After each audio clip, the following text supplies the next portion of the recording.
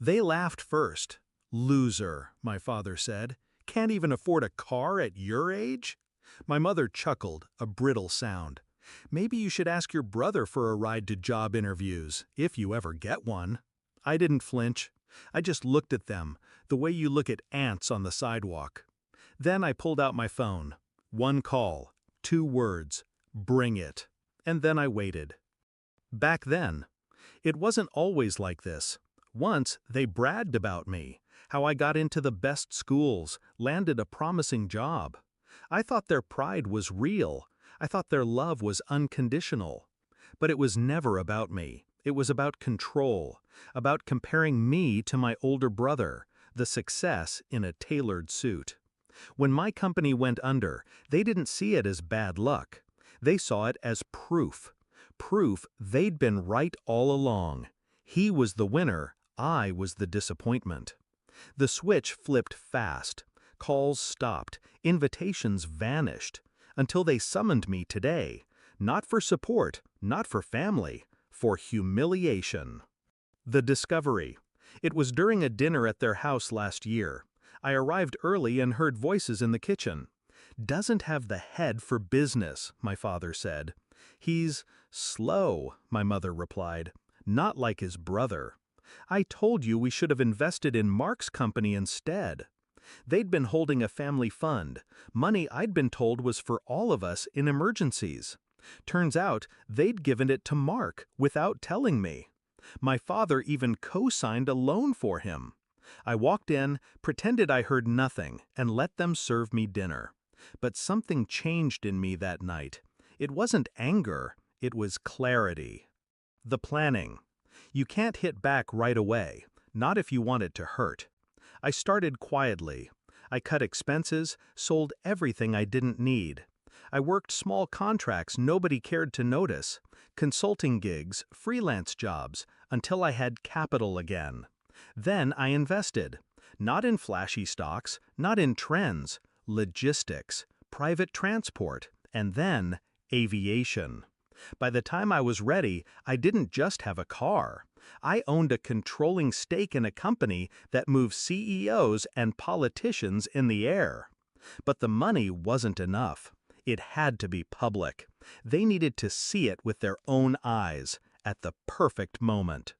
The meeting. This morning, the call came from my father. "Family meeting, 3 p.m., don't be late." I arrived to find them all there. Parents, brother, even a couple of smug cousins. My brother was in the middle of telling a story about closing a huge deal when my mother cut in. "So, what's new with you? Still taking the bus?" They laughed. My father joined in. My brother smirked, sipping his drink. That's when I made the call. Bring it. The wait.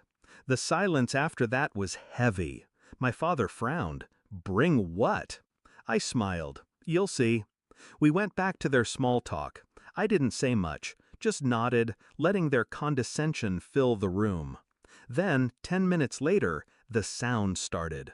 A low hum at first, then the deep, chopping roar. Windows rattled, glasses on the table vibrated.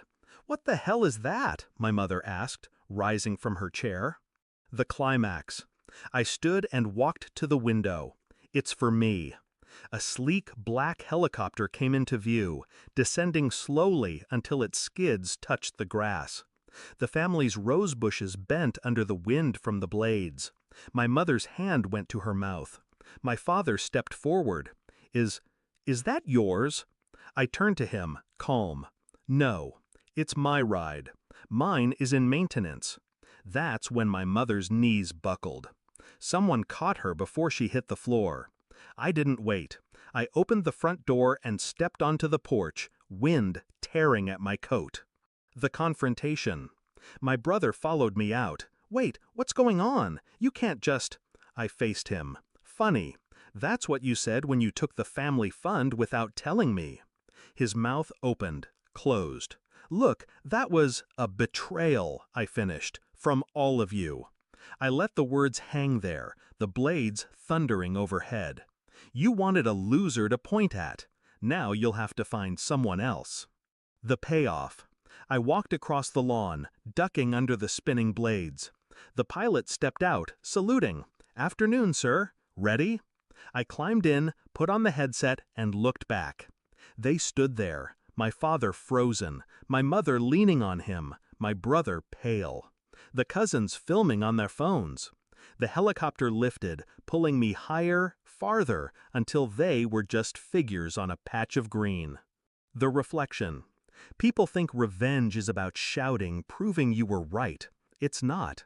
It's about silence, timing, letting the truth land harder than any insult.